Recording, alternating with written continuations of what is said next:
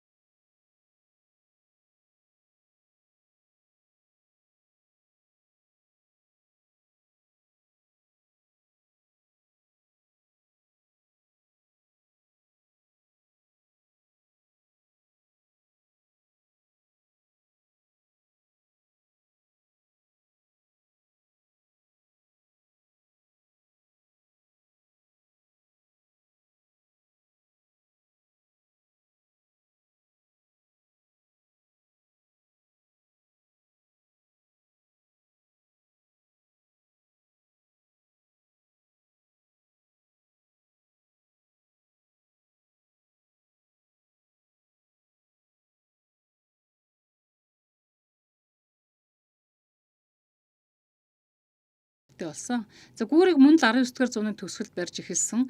За түүний нээлтэнд анх эзэн хаан Франц Йосеф өөрөө оролцож байсан. За тиймдээ ч түүний нэрээр нэрлэж байсан. Бусад гүүрний нэгэн адил эрхчлөөний гүүрийг ухарч байсан нацистууд 1945 онд дэлбэлсэн ч дараа жил нь дахин сэргээн босгосон түүхтэй. За гүүрний нэг талд Будапештийн төв зах, харин нөгөө талд нь Гелертийн нэртэй халуун харшаан байрладаг. За тийм ч учраас энэ хавьд бол жуулчд маш олон байдаг. Гүүр нь мэдээж Маргарит гүүр орно. За энэ бол Будапештийн 2 дахь хамгийн эртний гүүр, Сечени гүүрний дараа баригдсан.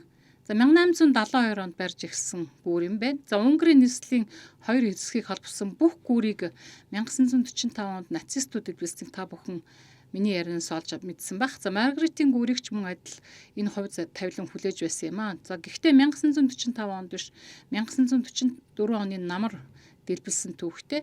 За гүүр нурах болсон шалтгаан нь нацистийн саперын алдаанаас болж санамсаргүй дэлбэрэлт болсон түүхтэй. За энэ үед 600 гаруй хүний амь насыг авч утсан юм аа. За эцэст нь хэлэхэд Будапештийг нэгэн цогц болгон нэгтгэж бүх гүүр нь жинхэнэ урлагийн бүтээл гэдгийг тэмдэглэхийг хүсэж байна. Тэд орон цагаар гэрэлтүүлэг асахуйд онцгой үзэсгэлэнтэй харагддаг. Будапештийн гүүрнүүд нь Унгарын нийслэлийн хүмүүсийг татах онцгой газар өгөөд өндөр сэтгэл төрүүлдэг гүүрнүүд гэж хэлж болно.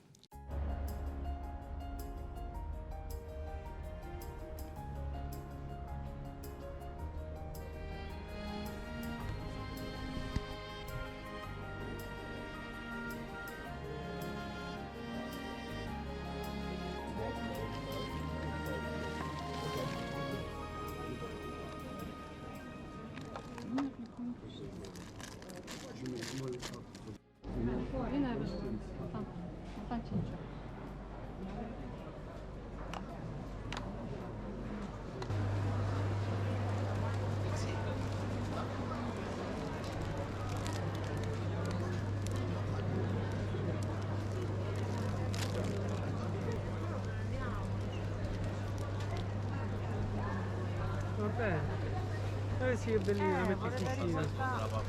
€10.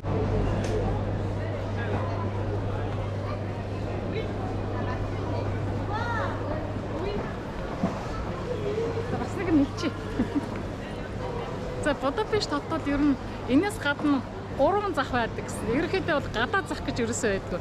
За хотын захиргаа гадаа нь олон хүн овоорох нөгөө инх замбраагүй хотын үзэмжинд нөлөөлнө гэж үзсэн учраас энэ захыг бол анх тэр 1897 онд хотын Будапешт хотын анхны мэр байгуулсан байна. За тэгээд тэрнээс хойш үдийн 1897 оноос хойш 124 жилийн турш ерөөсөө энэ захаараад байгаа. Ерөөсөө өөрчлөгдөөгүй. За тийм ч учраас зуулчдын хамгийн түрүү ирж үзэх ёстой газрын нэг. За тэгээд энэс гадна 3-4 зах нь ерөөсөө мэдээж гадаа бусад одоо дэлхийн хотуудын нэг адил гадаа зах байхгүй юм байна Будапешт хотод.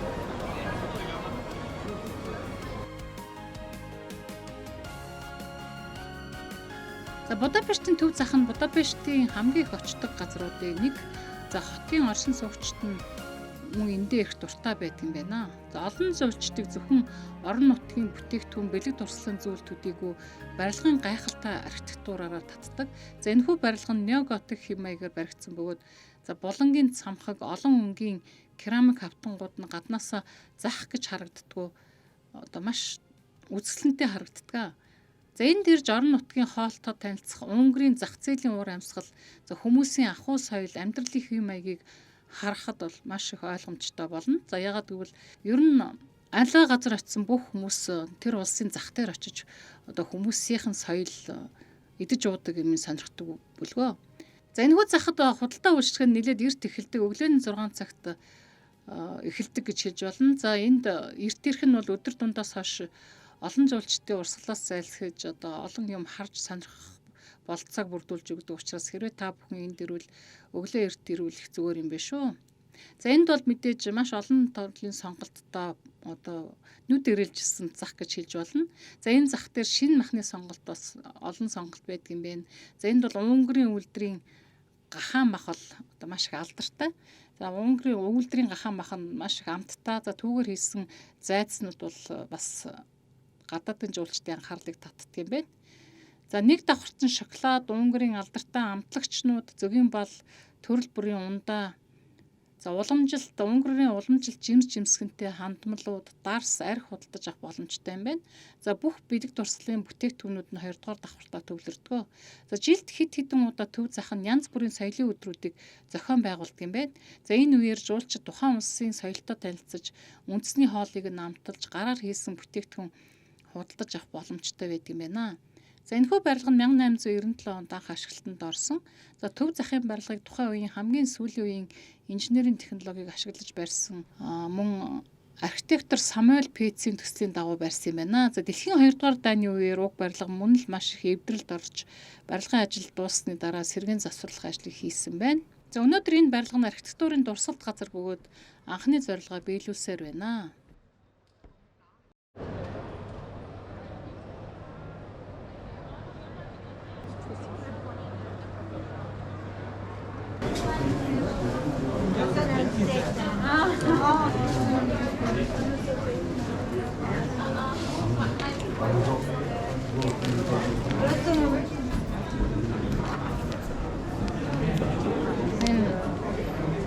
Монгол улс нэг халуун ногоогоор алдартай. Энэ халуун ногоо зах дээр нь бас янз янзын хоол ундаас гадна бэлэг дурсгалууд маш их байдаг. Одоо энэ халуун ногоо энэ улаан перц энэ хутгадаг юмтайгаа ингэж байна шүү дээ. Энэ зөв хүнд өгөх гоё юм биш. Оо, энэ яар пеприка. Вау.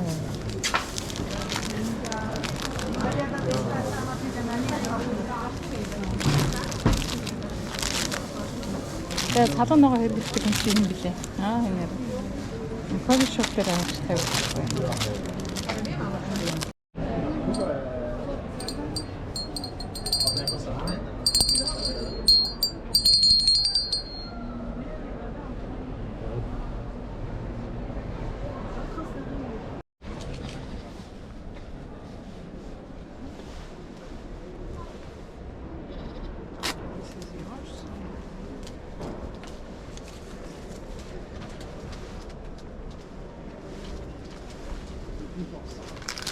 Ингээд тавга авчлаа.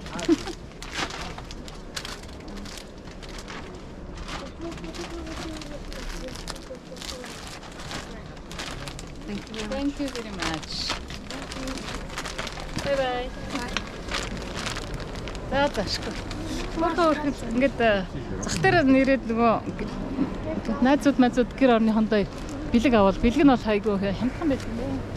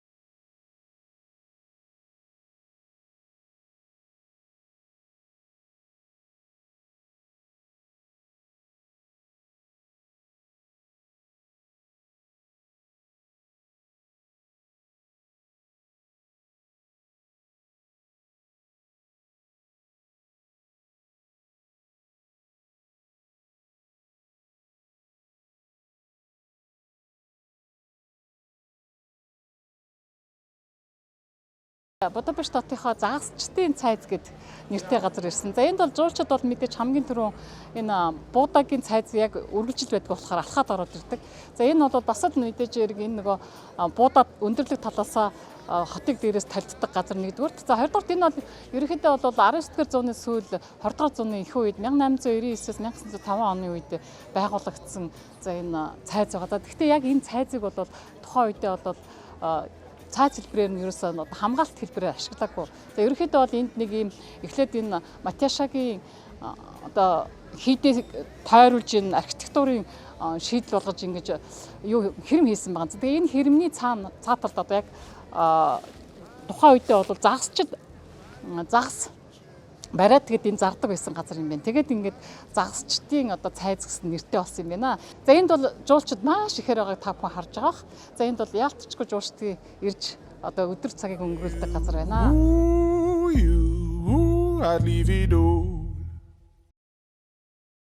Загасчдын цайз нь Будапештийн хамгийн алдартай архитектурын байгууламжийн нэг бөгөөд за Унгарын нийслэлийн хамгийн алдартай үзүүрүүдийн нэг юм аа.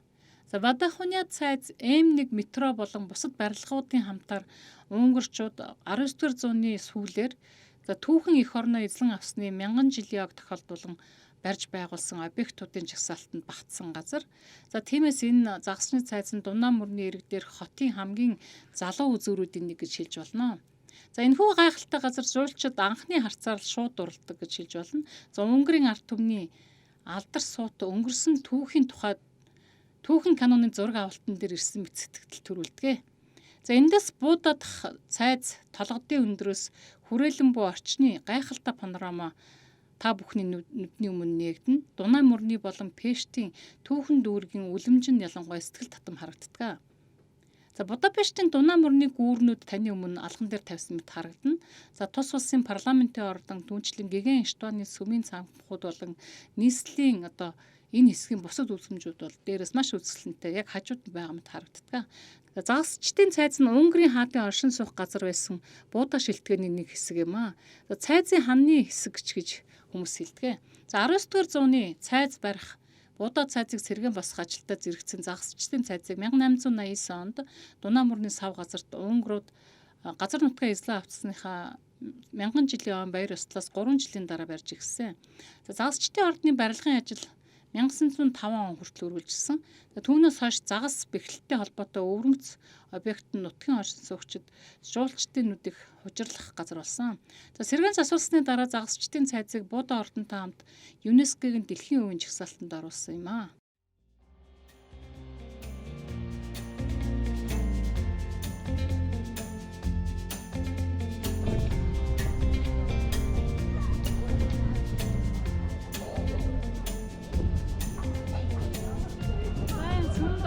Ja.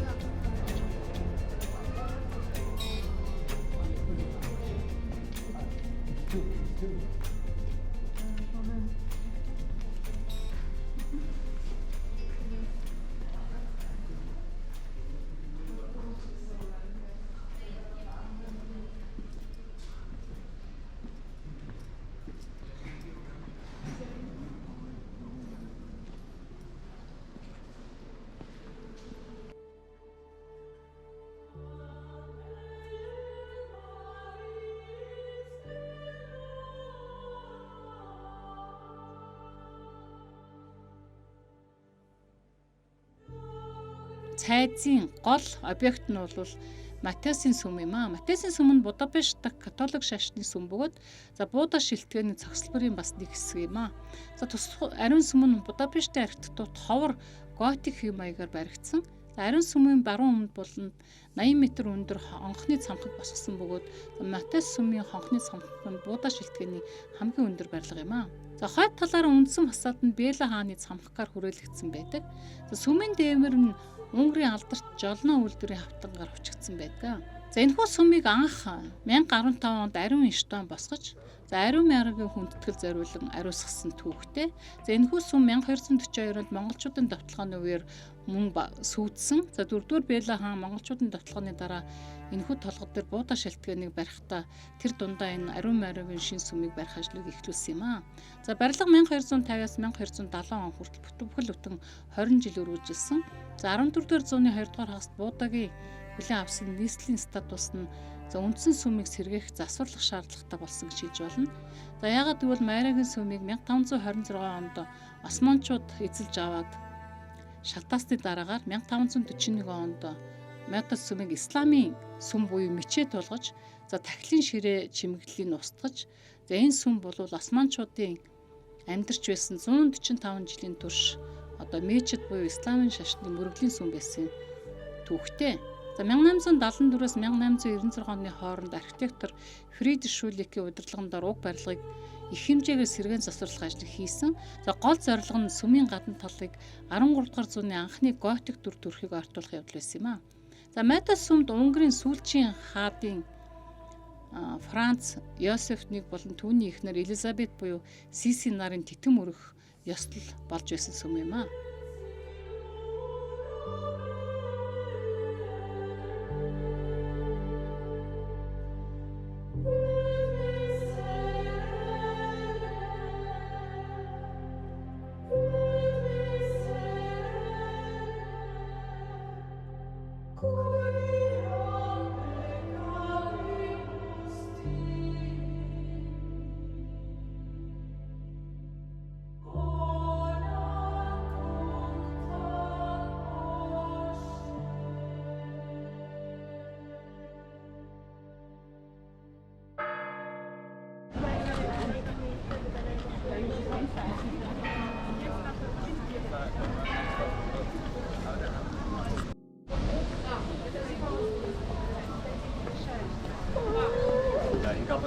Să nu tai genunchii, că-s convins că nu mai de aici mă iei.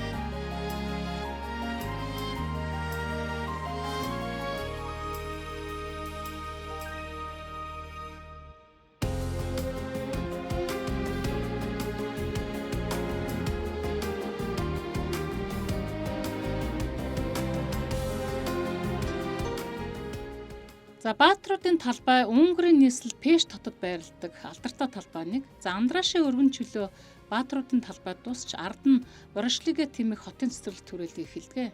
Тус талбайг 1896 онд Унгарын мянганы баярт зориулан чимгэлсэн бөгөөд тэр үед Унгарт ирсэн 50,000 гаруй жижигтэй хүлээж авсан түүхтэй. Энэ газрыг хэд хэдэн хөшөөнүүдээр чимгэлсэн. Түүний төвд байрлах мянганы хөшөөнд Мажарууд Карпатын нуруугаар дамжин эх орондоо ирснийг бэлэгдсэн.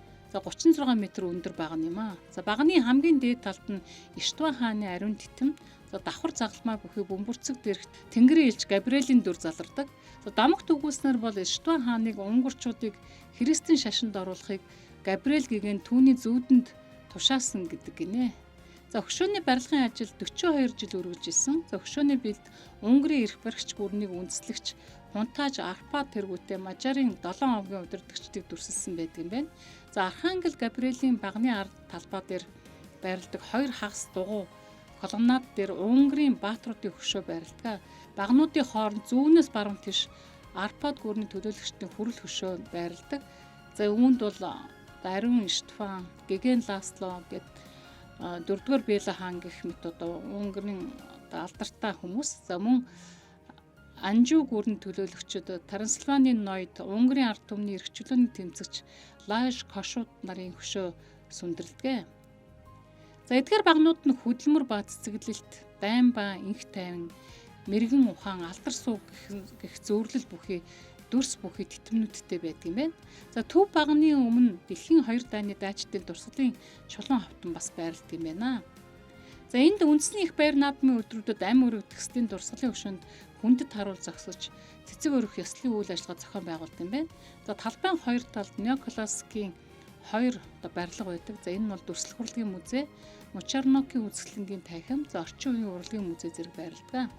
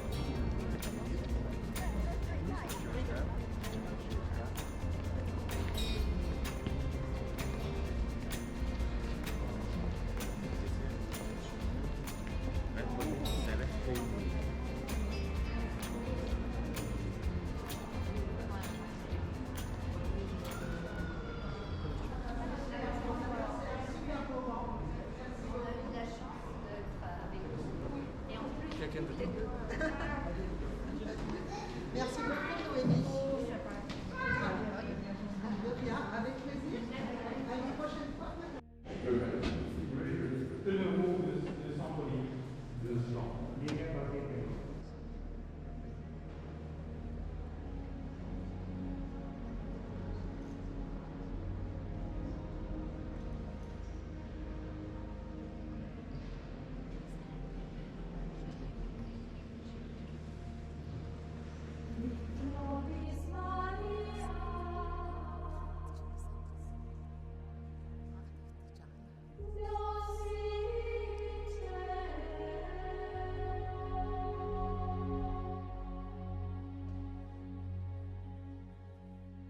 За Будапешт хотын хамгийн одоо жуулчдын ирдэг нэртэй газар бол энэ ариун Стефан буюу Иштван одоо унгараар Иштван гэж хэлдэг Иштваны базиликад ирсэн байна. За энэ базиликад бол угаасаа одоо гаднаас нь энэ Пешт хотын одоо яг төвд байдаг жуулчдын байдаг одоо хотын одоо дурсалт газруудыг яг одоо Стефаны талбай буюу Иштваны талбайгийн ихэнх хэсгийг энэ базилика эзэж байдаг. За энэ хийдэнд бол одоо 19-р зууны дунд үеэс эхлээд 20-р зууны ихэнх үе хүртэл бүхэл бүтэн 54 жилийн турш одоо барьж байгуулсан одоо асар их тийм одоо Унгарийн ард түмэн бол энд маш их ач холбогдол өгж ирсэн сүм гэж хэлж болно. За энэ ариун Иштван бол ерөөхдөө одоо Унгар улсын анхны хаан байсан. Нэгдүгээр, хоёрдугаар одоо Унгарт одоо христэн шашныг бий болоход асар их үүрэг гүйцэтгсэн хүн. За тийм ч учраас энэ сүмийг бол одоо түүний нэрээр одоо түүнд зориулж хийсэн гэж одоо ярьдаг. Сүм дотор бол одоо миний энэ хойд харагдж байгаа ариун Иштваны өөрийнх нь яг энэ сүмийнхээ голд нь бол одоо манайхаар бол яг сүмийнхээ хойморт нь за энэ Иштван хааныхаа өшөөг одоо гэрэлтүүлэн тавьсан байдаг. За энэ бол жуулчдын анхаарлыг бол зүй ёсоор татдаг юм аа. За энэ сүмийн баруун талд бол бас энэ Иштван хааны одоо баруун гарынхан чамдар байдаг гэж ярьд юм байна. За тэгээ түүнийг бол ингээд ийм жижигхэн юун дотор хийцэн за маань зурлаасаа авсан байгаа. Зургийг авсан байгаа. За жуулчд бол яг энэ хэсгийг харах гэж ирдэг. За мөн энд ирсэн хүмүүс бол дээд давхарт нь гараад сүмийн дээд хэсэгт нь бол 100 Унгар форин төлөд гарч болт юм биш үзэгч. Тэгэхээр дээрээсээ бас энэ хотыг бас харж болдог. За ерөнхийдөө бол өдөр шөнөгүй ер нь бол байнга жуулчдад чөлөөтэй байдаг гэж хэлж болно. Алхаж сонирхож явахдаа за нийслэлийнх нь хамгийн чухал сүм болох Гэгэн Иштваны сүм зашлахаа мартуу за. За энэ бол үйл ажиллагаа нь одоо идэвхтэй явагдаж байдаг католик сүм юм байна. За нэмж дурдахад энд одоо олон алдартай үзүр, концертын тавин, музейн цогцлбор байдаг гэж хэлж болно.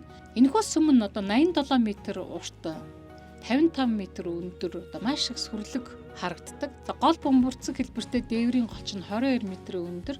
За нийтдээ сүмийн барилга нь 5000 м2 талбайг эзэлдэг. За Гэгэн Иштваны сүмийн түүх нь 1838 оноос эхэлсэн бөгөөд за энэ үед хотын олон оршин суугчдын хувьд эмгэлтэй үйл явдал тохиолсон үедээ давтсан юм байна. За аимшигтай үеэр олон мянган суудсны байшин болон бусад барилгыг сүтгэж хэдэн зуун хүний амь өргөцсөн түүхтэй. За олон хүмүүс Пештийн толгод дээр барьдаг жижиг сүмийн дээвэр дээр гарч энэхүү аюулаас зугтаж гарч чадсан юм байна. За тухайн үед оршин суугчид энэхүү жижиг сүмийн дээвэр дээр гараад амьд гарсантаа талархаж энэхүү даруухан сүмийн оронд шин том сүм барихаар шийдсэн юм байна. За архитектор санхүүжилтийн их үүсвэрийг хайж олох, за мөн төсөл боловсруулах гэж олон одоо бичиг баримжид бүрдүүлэн 13 жилийг зарцуулж тухайн үеийн албан тушаалтнуудаас шалтгаантайгаар сүм барих ажил нэлийн хойшлогдсон юм байна. За 1851 онд дэлхийн архитектурын ирээдүйн шилдэг бүтээлийн анхны чулууг тавьсан гэж хэлж болно. За ариун Иштваны базиликагийн анхны архитектор тэр үед олон нийтэд танигдаагүй Жозеф Хил гэгч хүн байсан юм байна. За ажилсаг авиаслаг мастер энэ төслийг 15 жил удирдсан боловч цаг бусаар нас орсны улмаас дуусгаж чадаагүй түүхтэй. За Жозеф Хилийн дараа неосэргэн мандалтын үеийн мэргэжилтэн Миклош Ибл ажилд орсон. За Миклош Ибл бол энэ одоо Унгарийн сэргэн мандалтын үеийн одоо олон барилгуудыг бий болгосон одоо алдартай архитектор юм аа. За тэрээр сүмийн барилгын ажлыг үргэлжлүүлээд зогсохгүй ажилчдынх нь хайхрамжгүй байдалс болж ханад үүссэн бүх хагаллыг засах шаардлагатай маш их чухал ажил хийж гүйцэтгэсэн хүн юм байна. Одоо ямар тач энэхүү архитекторын одоо гадна ханы чимэглэлийн ажлыг одоо маш гайхалтайгаар хийж чадсныг өнөөдөр бид түүний гайхалтай ажлын үр дүнг ажиглан харж байгаадаа баяртай байдаг. За дараа нь 3 дахь архитектор болох Жозеф Каузер сүмийн дотоод засал чимэглэлийн ажлыг хийж гүйцэтгсэн юм байна. За энэхүү сүмийн тансаг байдал хамгийн одоо гайхалтай тансаг байдал нь бол аялагчид, сонирхогчид, мэрэгжлийн урлаг судлаачдын сэтгэлийг одоо маш их хөдөлгдөг гэж хэлж болно. За энэхүү сүмийг манай эртний 973 онд Хунтаажийн гэр бүл төрсөн 1-р Иштван хааны нэрээр нэрлсэн түүхтэй. За ариун Иштван хаан бол Унгар улсыг одоо төр ёсны үндэс суурийг тавьж одоо эргэн тойрныхоо бүх газар нутгийг нэгтгэж чадсан. За Унгар үндэстнүүдийг нэгтгэж чадсанараа одоо Унгарт маш их алдартай. За түүнийг 1000 онд Ромын Пап ламын элчин сайд нар хаанд өргөмжилж байсан юм аа. За Будапештийн гигэн Эстоны сүмийн архитектур нь парламентын ордны адил хотын хамгийн өндөр барилга гэж хэлж болно. За Будапешт дахь гигэн Эстоны сүмийн дотоод засал чимэглэлийн нэг онцлог шин чанар нь янз бүрийн бүх төрлийн олон чимэглэлтэйгээр онцлог гэж хэлж болно. За тэдгээр нь үнэхээр маш олон чимэглэлтэй тул зарим зочдод зарим нэг элементийн илүүдэл бол үнэхээр их гэсэн сэтгэл төрж байдаг. За Эстоны хөшөө бүхий асар том тахилын ширээн за Унгарын анхны хааны баримл бөгөөд за халахвчтай гантэг баган дээр суйрлуулсан байдаг. За гигэн Эстоны сүмийн хонхны цамхгуудын нэг дээр жууштай зориулсан ажилтны тавцсан байдаг бөгөөд за түүн рүү 2 цахилгаан шат төмөр мушгаа шатаар дамжин ордог. За бид бас энэ ариун Эстоны сүмийн дээд талд гарч хотыг дээрээс нь харж сонирхсан юм аа.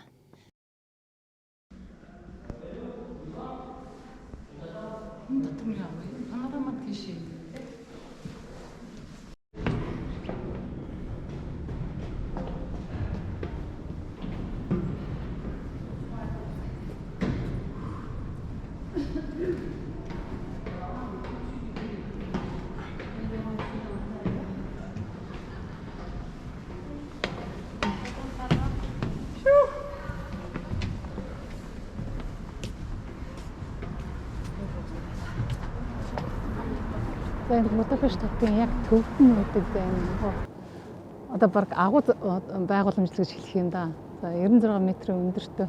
За энийг мэдээж 54 жил зарцуулсан гэхэд бас аргагүй мэн. Ингээд дээр нь ингээд гараад ирэхэд энэ дотор байгаа тэр дээвэр мэвэр тэр төмөр одоо энэ ер нь энэ Унгар улсад ирээд би одоо 12 тонн чинь. За ер нь ингээд 18 дугаар зууны дунд үеэс эхлээл ерөөсөө энэ түүхийн дурсалт газрууд. За энэ Унгарын одоо хаан тулстай холбоотой бүх юмнуудаа ингэж маш гоё сэргээж засварлаж янзлж за одоо түүнийхээ хүчинд бол одоо жилд 20 сая жуулч ирдэг. Үнэхээр одоо жуулчдыг татаж чаддаг. Ийм одоо сайхан юмнууд ингэж хийгээд дээр үе одоо бүхэл бүтэн 18 дугаар зуунаас хойш бүх юмдаа сэргээгээд ингэж хүмүүст үзүүлж яах гэдэг бол бас ер нь бол энэ улсын бас бодлого бол маш зөв бэ гэж одоо би бол хэлэх гээд байна л да. Ерөнхийдөө түүхийн дурсалт газруудаа түүхээрээ үлдэнд үргэлж сэргээд засварлаж ингэж одоо өөрийнхөө түүхийг бусад ард түмэнд одоо танилцуулж харуулж түүгээрээ бахархаж байна гэдэг бол одоо маш том соёл гэж миний хувьд бол байнга боддог. За яг энэ Эстоны ариун Стефан зориулсан энэ одоо сүм дээрээс за сүм дээрээс одоо хот одоо жинхэнэ алган дээр тавьсан шиг харагддаг юм байна. За бусад газар дээрээс бол бүх юмнууд ингэж ойрхон харагддаг. За энэний дээр гарчхад бол одоо парламентын ордоо яг энэ урдтал тэнд урдталд одоос Будагийн цайз. За тэгээд тэр нөгөө загасчдын цайз. За энэ талд нөгөө гэлэр дууд гэдэг бүх юмнууд яг эндээс бүр айгүй ойрхоноос харагддаг юм байна. Тэгээд ер нь энд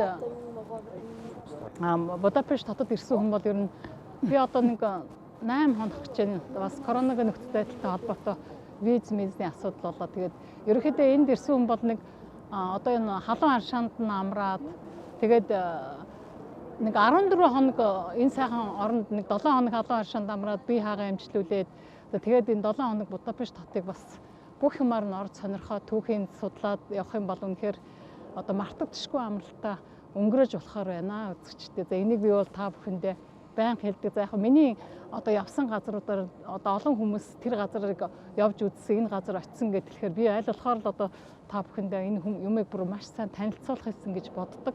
Тэгээд жишээлх юм бол одоо Шведэд миний мөрөөр явсан гэдэг зам дасны хүн таарал хэлжсэн. Ер нь ингээд та бүхэнтэйгээ хамт энэ сайхан газруудыг ингээд өөрсдөө нээж сайхан хүн аялаж за жилд одоо нэг удаа амрахын тулд мөнгөө сайхан цааш нь хийгээд ч юм уу те жилдээ нэг удаа нэг сайхан ийм мартагдчихгүй газруудаар явбал зүгээр юм аа л гэж хэлэх гээд байна л да.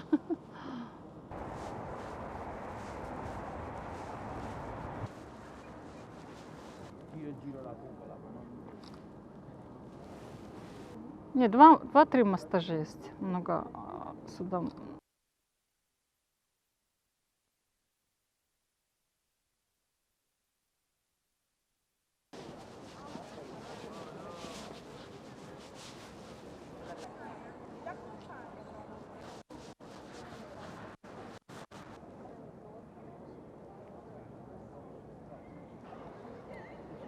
шидэлээ ийм баг 100-аад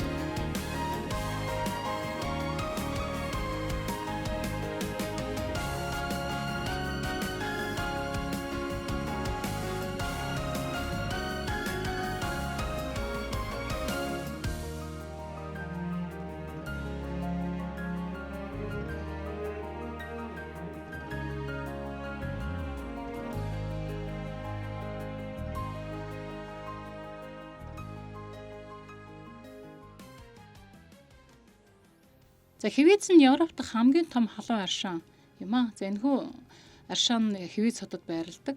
За нуур нь унтарсан галтуулын тоогоонд үүссэн. За тус нуурын талбай нь 4.7 га, гүн 40 м-аас дээш. За усны температур нь зундаа 34 градусаас за өвлийн улирал 26 градус хүртэл байдаг. За ер нь өвөл зөнгөө энд хүмүүс ордог гэж хэлж болно. За халуун аршааны усны их үүсвэр нь Ёроолын ойролцоох 18 м орчим голчтой усан дарах агууд байрладаг. За нуурын ус нь эмчилгээний чанартай цацраг өдөгт чанар сул. За нуурын ёроол нь эдгэх ангаах шавар бүхий. За гадаргуу нь бадамлын ухаа цэцгсээр хүрээлэгдсэн маш үзэсгэлэнтэй газар байдаг. За одоо энэхүү газар нь Европ дахь аршин суулын хамгийн алдартай газруудын нэг юм аа.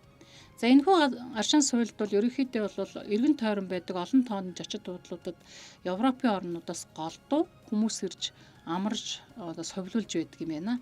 За халуун аршааны ойр орчим өвөрмөц гой үзэсгэлэнтэй бөгөөд нуурын эрэг хаваар цэцгэлдэг бадамлынхаа цэцгүүд, за нуурын дунд барьсан халуун аршааны газар, за нуурын нутаг дэвсгэрийг тойрсон ойн цэцэрлэгт хүрээлэн, за өвөл зуны аль ч улирал сэтгэл санааг тайвшруулж эрч хүчээр дүүргэдэг гэж хэлж болно. За энэхүү газрын бичил цаг уурын шин чанараас шалтгаалan аршааны усны эдгэх нөлөө нь улам бүр нэмэгдэг гэж үздэг юм байна. За ойн цэцэрлэгт хүрээлэнгээр зугаалж халуун аршаанаас ууршиж буй агаараар амьсгалан алхах нь жуулчдын сонирхлыг маш их татдаг. За энд бол ажиглаж байхад ер нь дандаа ахмад насны хүмүүс ирж одоо өөрийнхөө эрүүл мэндийг сэргээн засдаг юм байна. За энэхүү гудамжинд үргэлжлэх хуучин харшууд нь олон зуун жилийн түүхтэй амралтын газрын уур амьсгалыг илтгэдэг юм байна. За хотын захиргааны эсрэг талд хотын хамгийн орчин үеийн шин сүм байрладаг бөгөөд цэнхэр замхаг нь алсаас маш сүртэй харагддаг. За энэхүү сүм бол мянган хүн хүлээн авах боломжтой. За энд ихэвчлэн оргон хөгжмийн концерт зохион байгуулдаг юм шүү. За энд ирсэн хүмүүс дундад зууны үеийн уур амьсгалтай шүмэг, шиглэг гэх цайзуудад бас зочилдог юм байна. За Хивээцийн ойролцоо оршдог Залгачааны тосгон дах нууранд загас агнуур сонирхчид очиж амралтаа өнгөрөөд юм байна. За мөн загасчлаас гадна онгон дагшин байгаль шуудын дархан цаазд газраараа алдартай Балатон нуурын орчим нутаг бас явган аялагчдын сонирхлыг татдаг юм шүү.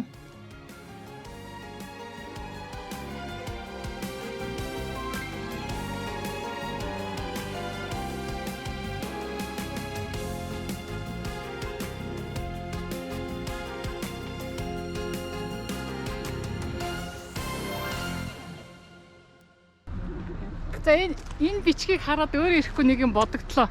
За Унгарт ирээд одоо нэлээ 10 гаруй хонж जैन. За ер нь бол Унгарт бол Европын холбооны улс гэж еврог одоо ерөөсө хэрэгэлдэггүй.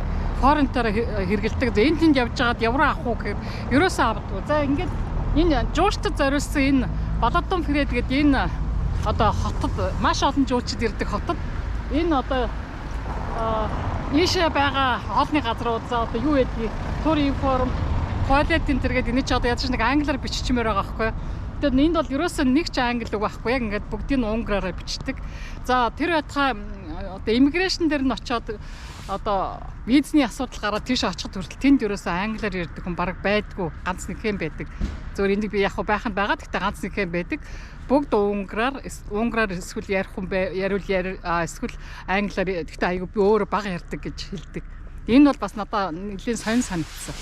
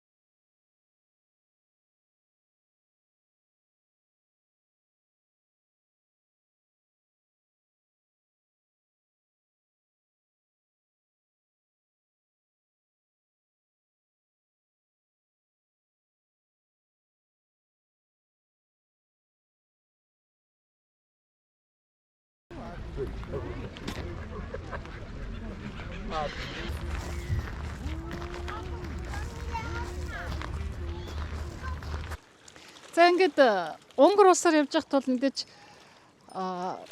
нийтийн тээвэр маш сайн хөгжсөн. За хотоос хотын хооронд өөрөөс цаг болгон автобус явдаг. За өнөөдөр хэд Хэвизээс одоо 3 удаа автобус явдаг юм байна. Тэгээд өдөр ингээд 12 цагт ирээд 2 цаг хэрэгтэй явж байгаад ирсэн. За тэгээд ирээд ингээд үзэхэд ерөнхийдөө энэ юу хэлэх гээд байна гэхээр энэ Европод айгу үдийд одоо өвөл гарсан гэж 11 сар гарангууд ерөөсөө одоо ингээд дөрүүгээл нар буучих юм. Тэгээд нэг хэдэн зураг аваад явж итэл нар буучж байгаа хгүй. За тэгээ ерөнхийдөө бол энэ Балатон Фред гэдэг энэ хот бол үнэхээр одоо жууштын заавал ирэх ёстой хот байна. За та бүхэн одоо Будапештад очичоод Будапештээс автобусанд суугаад одоо байнга автобус явдаг. Тэгээд автобусанд суугаад ирээд энэ хотод ирээд за энэ ч ингээд зочид буудлууд бол ингээд яг шууд нуурынхаа эргээ зөндөө байгаа. Тэгээд зочид буудлуудаа сайхан орчоод тэгээд энэ ч ганцхан зөвхөн одоо энэ нуурын эрэг дээр ингээд зугаалж амрахтай гол нь биш. За эмчилгээндээ бол хамрагдаад за үзэх харах юм ихтэй юм байна. За хүүхдүүд гэхэд энд хүүхдүүдтэйгээ ирэхэд одоо 3500 хүн нэг зэрэг орох бололцоотой одоо маш том аква центр байд юм байна. За одоо аква центрийг та бүхэн ойлгож байгаа тэнд усан сэдээд зугаалдаг газар байдаг шүү дээ, тий. За тэгээд аква центр байна. Тэнд 3500 хүн нэг дор хүлээж авах чадвартай. За тэгээд мэдээж тэр халуун аршаа. За хэвээзээ аршаан бол эмгтээчүүд за бусад нөгөө нурууны өвчин ангаадаг бол нуруу одоо энэ хөл гарны өвчин бол маш сайн ангаадаг бол за эндхийн аршаан бол би түрүү хэлсэн байгаа одоо зүрхний өвчин маш сайн. За тийм болохоор бид нар одоо Европт ирэхдээ зөвхөн одоо мэдээж одоо архитектурын гайхалтай одоо 17 18 дугаар зууны байгуулагдсан одоо олон сайхан байшин барилгуудыг үзэхтэй гол нь биш. За ер нь хүн өөрийнхөө амралт чөлөө цагийг илүү үр дүнтэй өнгөрүүлэхэд бол энэ Австри за мөн Австридос халуун аршаан зөндөө байдаг. За мөн халуун аршаанаас гадна одоо ууланд цасаар цан чаргаар гулгаж болно. За мөн энэ халуун аршаанд бас зөндөө байдаг. За энд бол одоо Унгарт бол ирээд бие эмчлэхэд бол маш их одоо ач холбогдолтой юм байна шүү. За тэгээд та бүхэн миний замаар яваад бидний замаар яваад энэ сайхан улстайгаа гүн гүнзгий ирж танилцаад одоо эрүүл мэндэд хөрөнгө оруулаарай гэж хэлэх гээд байгаамаа.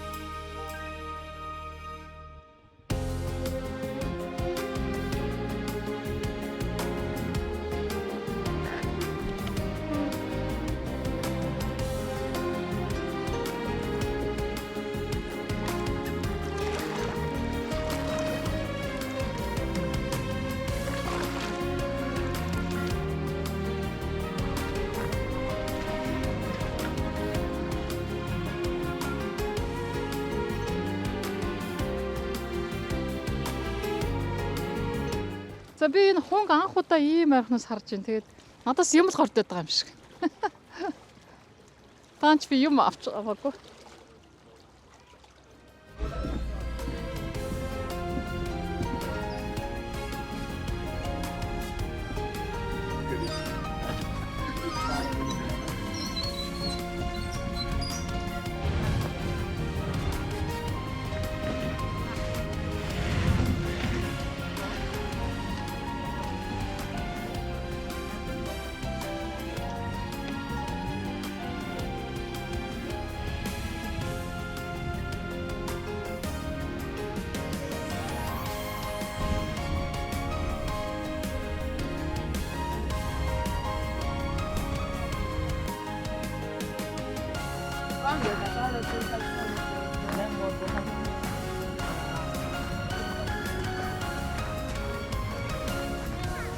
Үзэгчтэй ингээд Унгар улсад ирсэн хүн бол мэдээж эргийг Будапешт хотоос гадна одоо энэ Балатон нуур мөн хэвий зардал дээр очихгүй бол одоо Унгарт ирсэн гэж хэлээд хэрэггүй. За энэ Балатон нуур бол мэдээж Европ төвдөө хамгийн том нуур. За энэ нуураараа бол одоо мэдээж унгарчууд маш их бахархдаг. За одоо энэ Балатон нуурын яг энэ эрэг хавьяасаа маш их гоё харагддаг нь одоо энэ Балатон Фред гэдэг хот байгаа. За бид энэ хотод бүр зорж ирсэн. За одоо яг нар бохоос өмнө ингээд зураг аваад явж байна.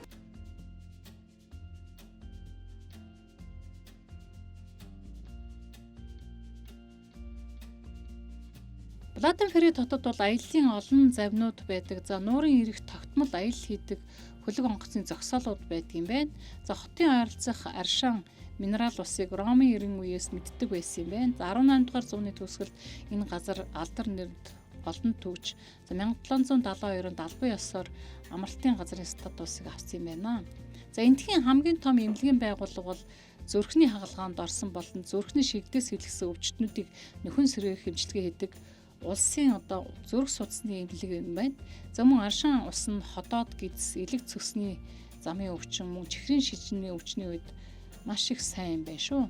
За Балатон нуурын эрэг дагуу энтхэгийн яруу найрагчийн нэрэмжит Рабиндранат Тагорын гудамж үргэлжилт юм байна. За 1926 онд анх энэ яруу найрагч энэхүү аршин суйлд имжлүүлж эдгэрснийхаа дараагаар анхны модыг тарьсан гинэ. За энэхүү гудамжинд бусад нэр хүндтэй аршин суйлын зочдын хүндэтгэл зориулсан баримл, дурсгалын самбарууд байдаг юм байна.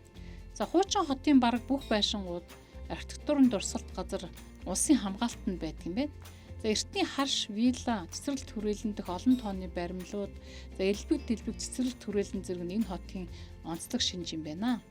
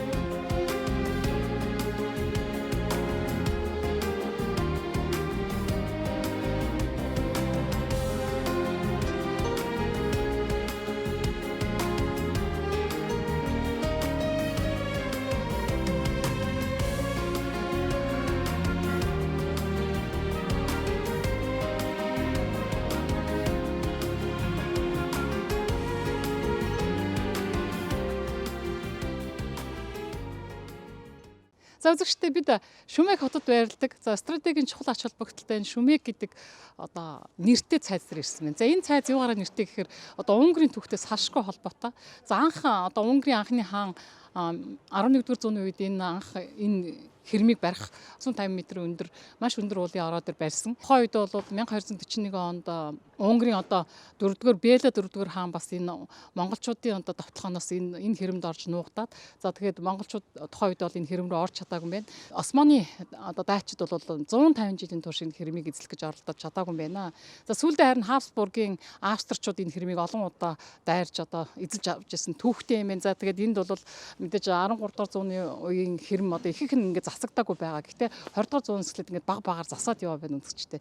Австро-Венгрийн одоо дайны үеэр бол австричууд энэ хэрмийг бол бөмбөгдөж одоо нэлээд сүрүүлсэн. Их хаадын маань ирж исэн газар ерөнхийдөө бол бас монголчуудаас нэлээд холбоотой газар болохоор нэлээд явж үзлээ. Гэхдээ энэ бол одоо 12 13 дугаар зууны үед баригдажсэн гэхэд бол одоо л ингээд хадгалагдаж үлдсэн үнэхээр гайхалтай. Гэхдээ Унгарын засгийн газар бол ерөнхийдөө юмнуудаа байнга засдаг. Одоо энэ хэд хоногт бол нэлээд явж үзсэн. 1990 оноос эхэлж бол засч эхэлсэн юм байна.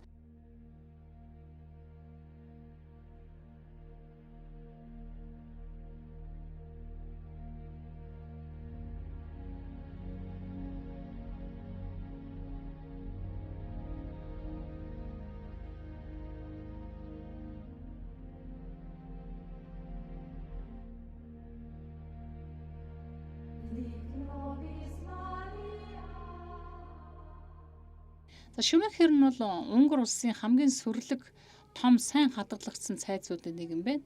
За энэ нь хэвээзээс холгүй орших виспрем мужид байрладаг тул за нуурын халуун аршаанд амрагчдад энэ үзүүрийг санал болгох юм байна.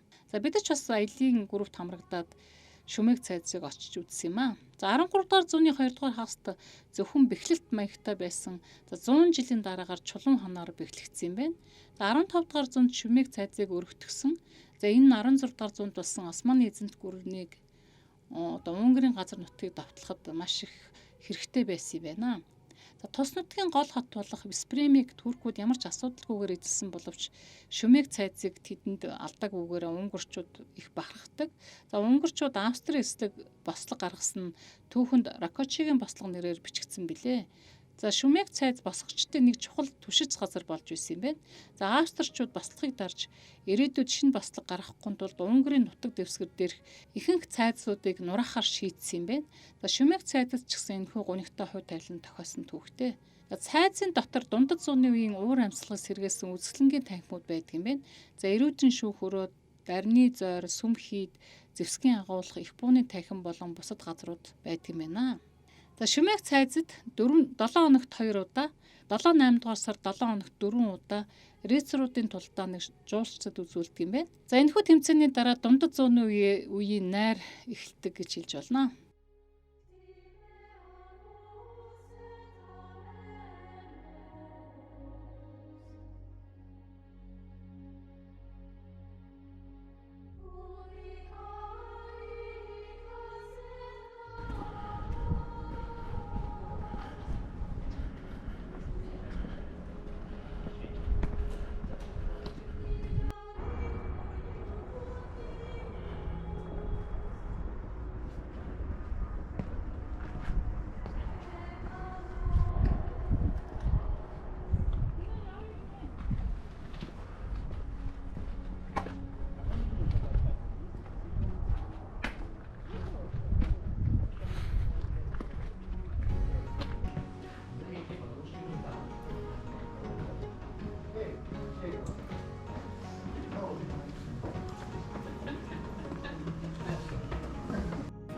Как? Не без этого.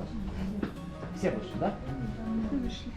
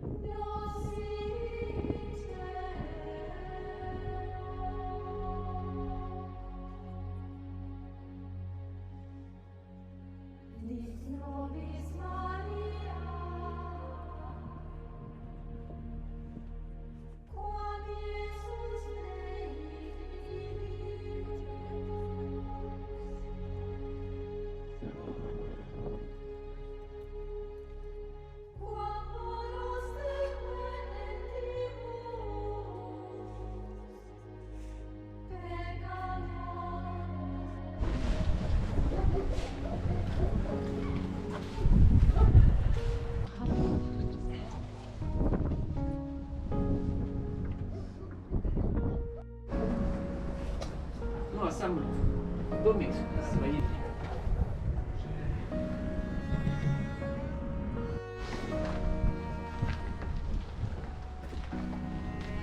Посмотрим, как зажигается. А дальше вы разойдитесь, фотографируйтесь. Они же были воины, которые отражали нападение. 18 века уже в крепостях не было. То есть мы сейчас видим то,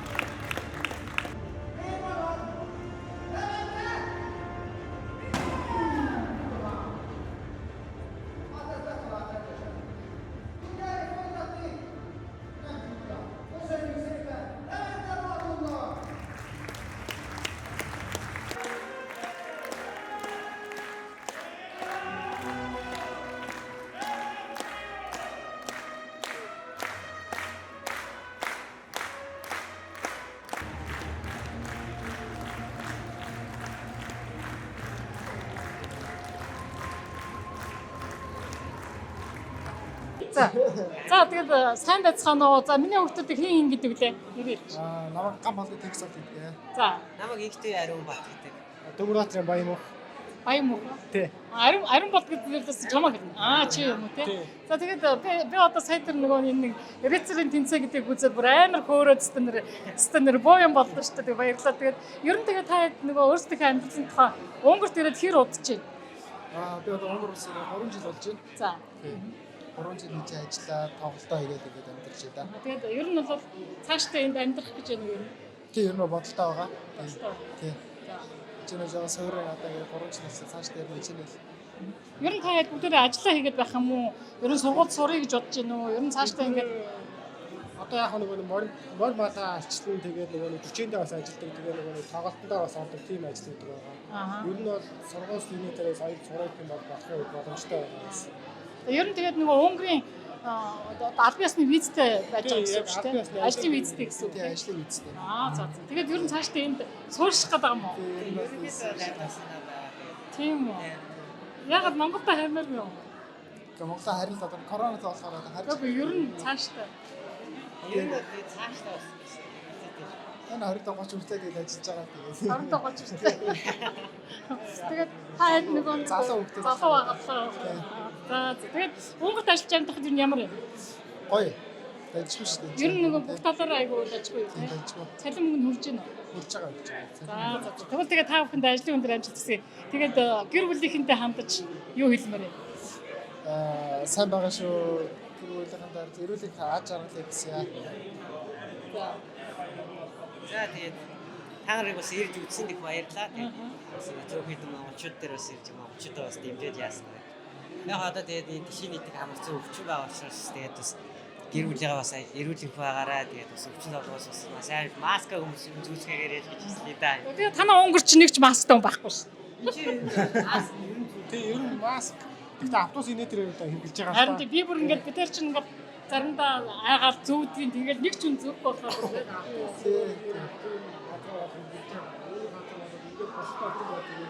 ер нь тэгээд түрүүга албан ёсны визтэй чинь гэрлүүгөө явдггүй ер нь та нар. Би одоо ерөөсөө гэрлэг хоёроо 3 жил болж байна. 3 жил. Чи 4 жил. Би явчаад ирсэн тий. Нэг одоо нэг 100 сарын баяраар явдаг байхгүй. Манай энэ бууд чинь бас хаадаг нэг тоглолт байхгүй тийм.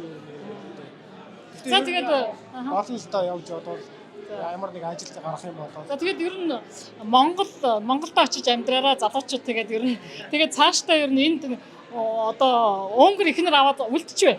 За. Ер нь одоо Европт ажиллаж байгаа хугацаанд Монголын нэрийг гаргаад харин тийм Монголын нэрийг гаргаад тэгээд ер нь тэгтээ аль болохоор Монголдо эргэж очихыг бодороо. За тэгээд эрүүлийг сайн сайхныг хүсье. За баярлалаа. За баярлалаа. За.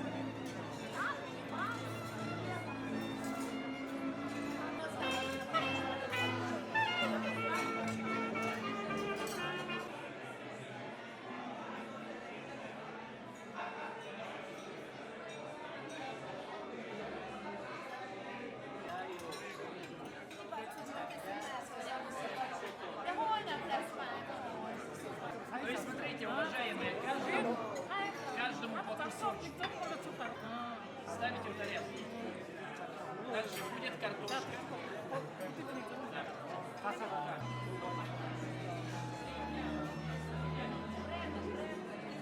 За ингээд шуумгийн одоо энэ цайз дотроо бид нэр сая бараг нэг цаг 30 минутын зохиомж үзлээ.